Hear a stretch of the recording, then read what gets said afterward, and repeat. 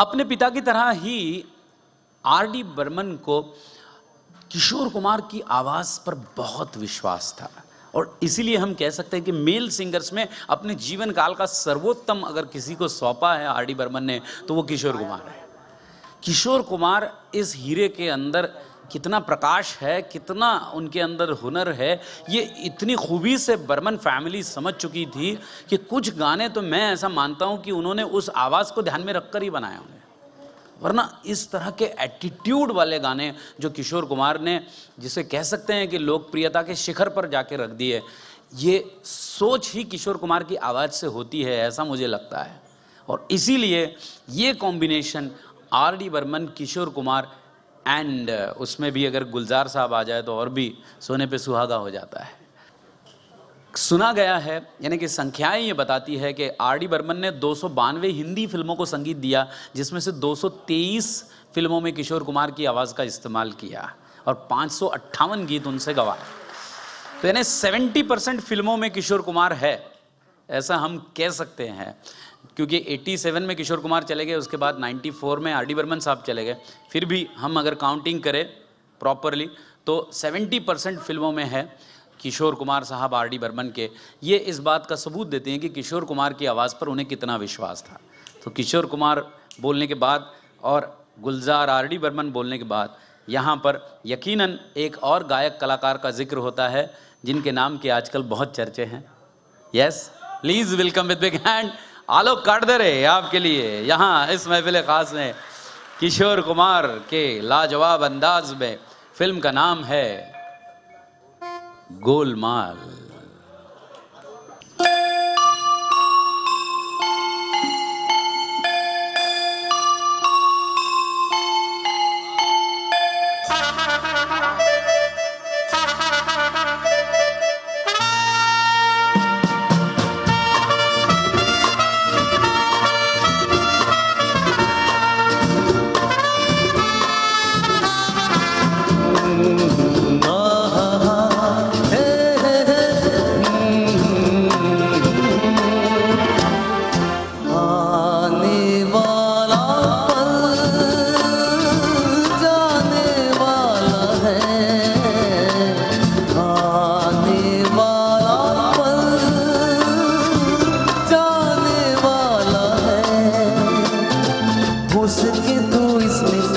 जिंदगी बिता दो पल जो ये जाने वाला है, हो आने वाला पल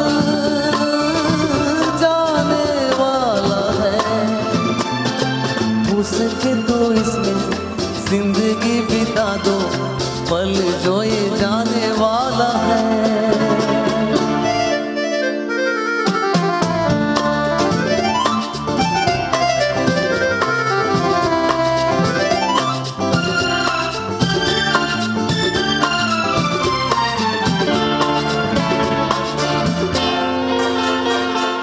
एक बार यूं मिली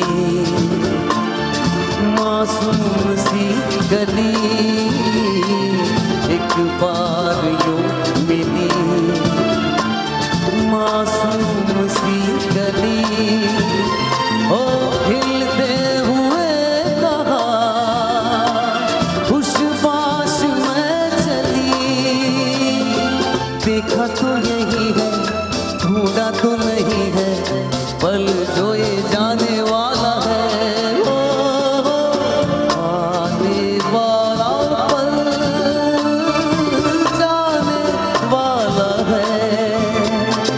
हो सके तो इसमें जिंदगी बिता दो पल जो ये जाने वाला है।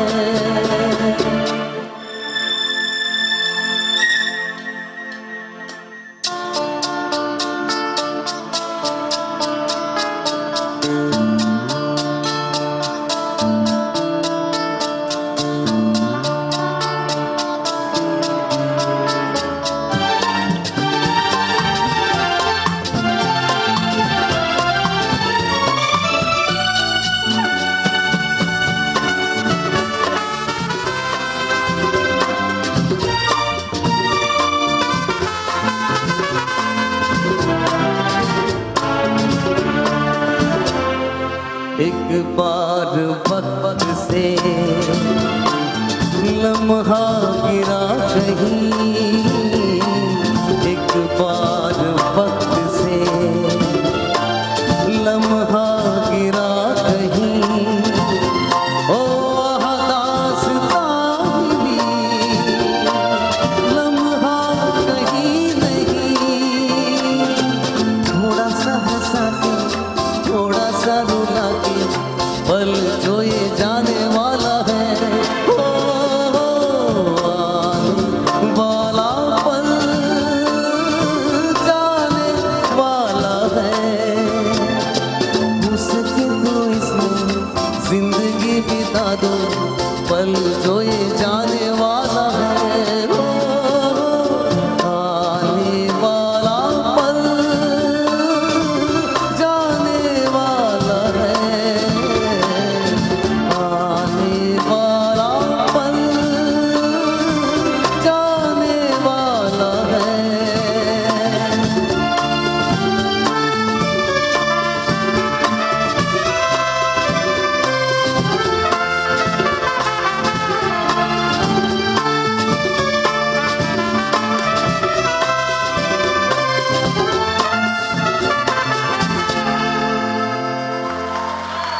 Thank you.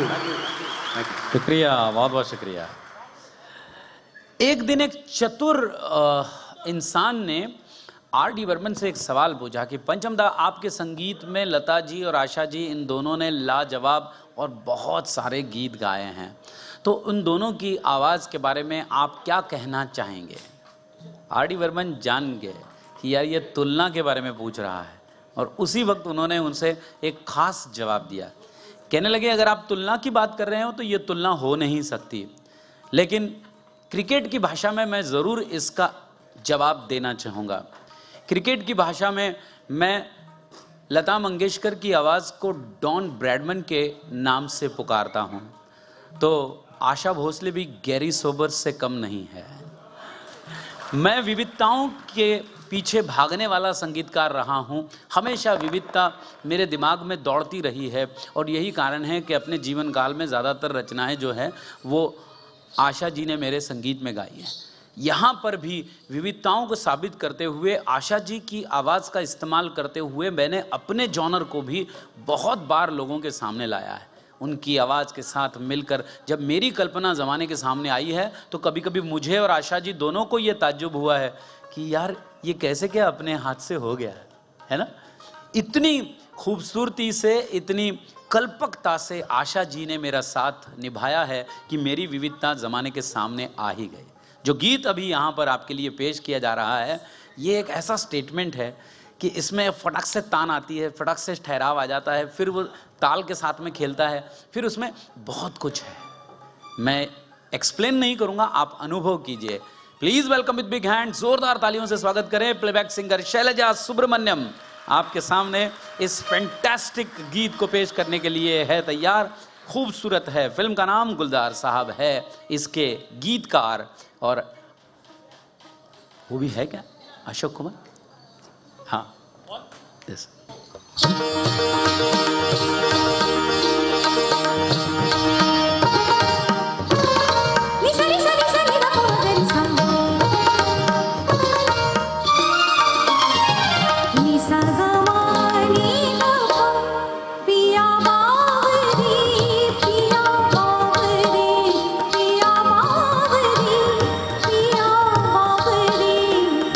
पिया पिया पिया पिया पिया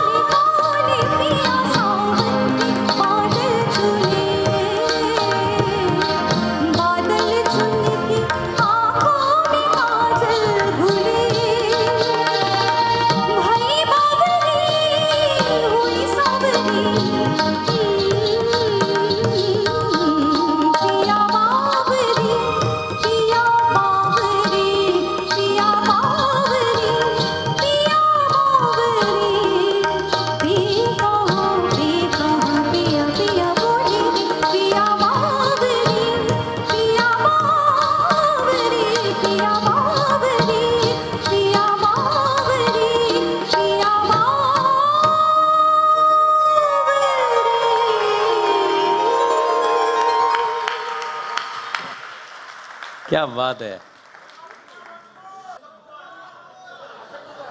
ये यार, ये तो जाती है यार। इतना कड़क गाना गाया शैलजा सुब्रमण्यम, वो कुछ नहीं, वो भेस बदल कर आया, वो पसंद आ गया आपको, देखा है कि वो ओरिजिनल कौन था, ये देखो ये है।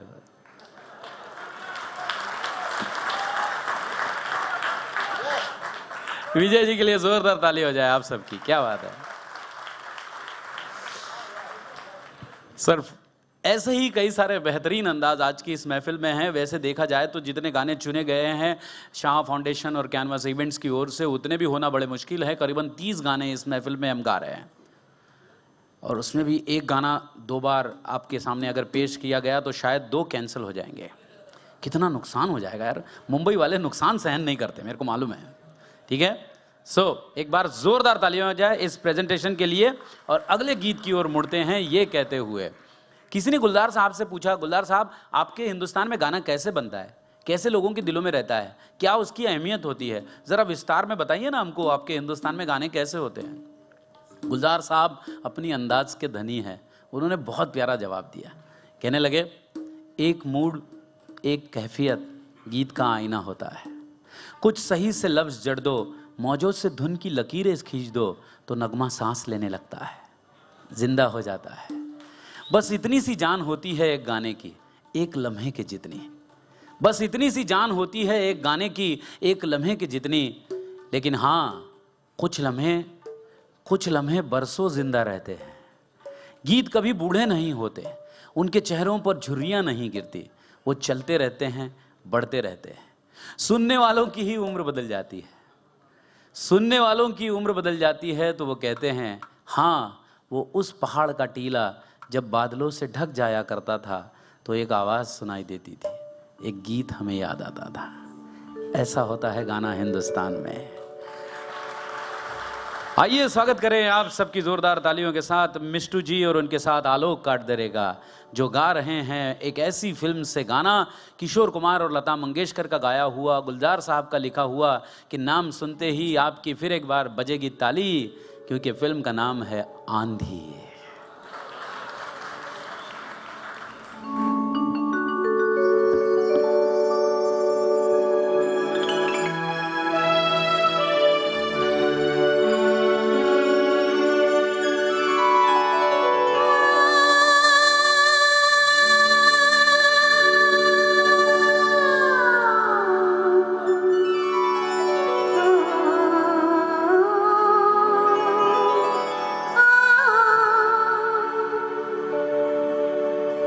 इस